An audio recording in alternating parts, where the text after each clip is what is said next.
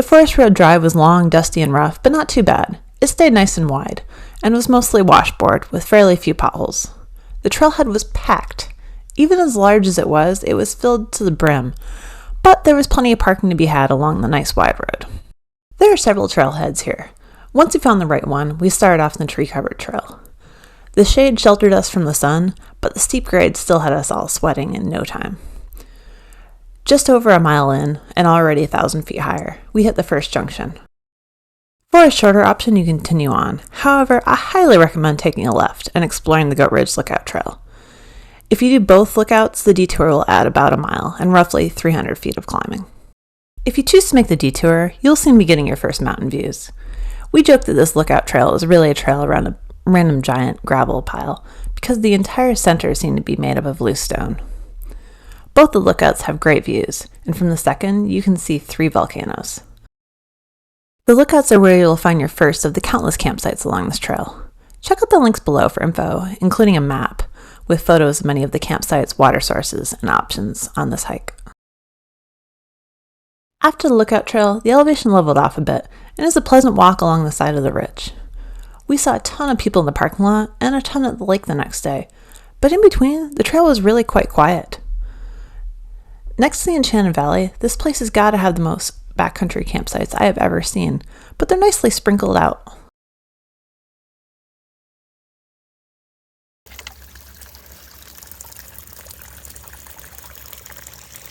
There are only a couple of small water sources on the ridge, but eventually you'll reach Jordan Basin.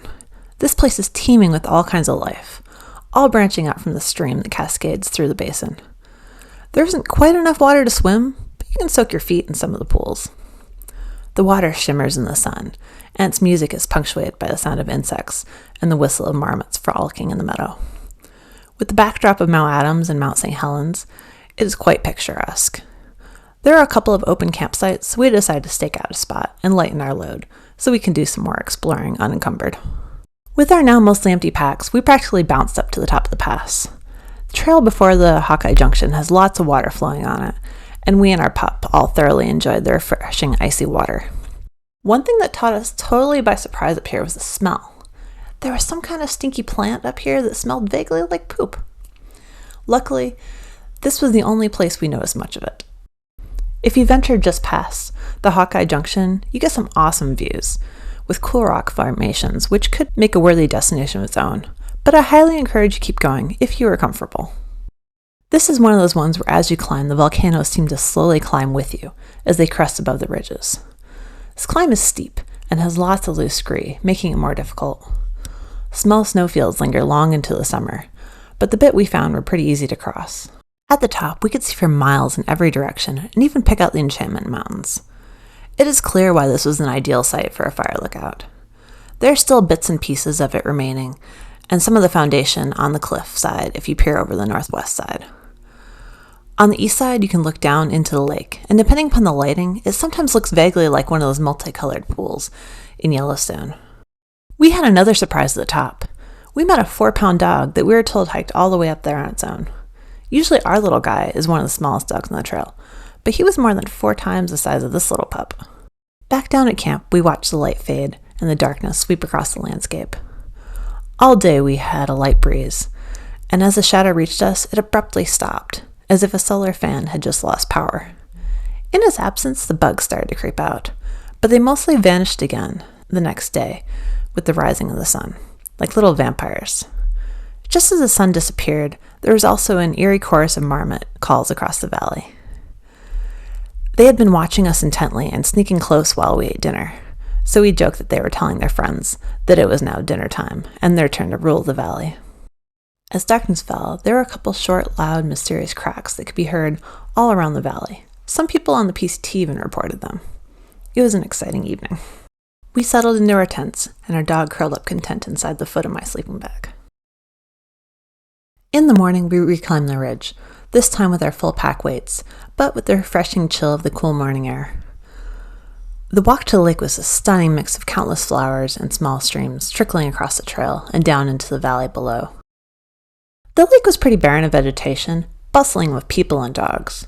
We saw at least 30 tents packed in there, the most I've ever seen in a space that size.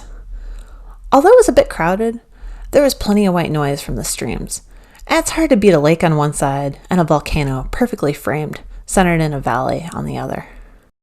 We had been debating what Mount Adam's face looked like. The first suggestion was a monster, but that morphed into a seal's face with the sea foam around it, and finally a baby bird with its mouth open, demanding food.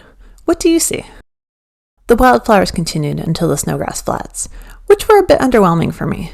I'm sure the area is much more impressive if you go up and around on the PCT. At the Snowgrass Flats camping area, it was hard to distinguish the trail from some of the campsites, and we got off course a little. If you think you're walking through campsites, you're probably on the wrong path. The rest of the way was a pretty mellow walk through the forest, with the trail bobbing up and down as it slowly descended back to the level of the road. Every now and then, we could spot a bit of Mount Adams through the trees. The shade was nice, but the increased number of trees meant more pesky tree falls. Most of them weren't bad, except for the fact that our pup took the easy route under most of them while we stepped over, meaning lots of tangling in the leash. We were just a quarter mile from the trailhead when we hit the first and only tree that we had to go under, and luckily it was a trivial one. Thank you for joining us on this adventure. There are resources below and information on free ways to help support this channel. The easiest is liking and subscribing. Thank you. Happy exploring!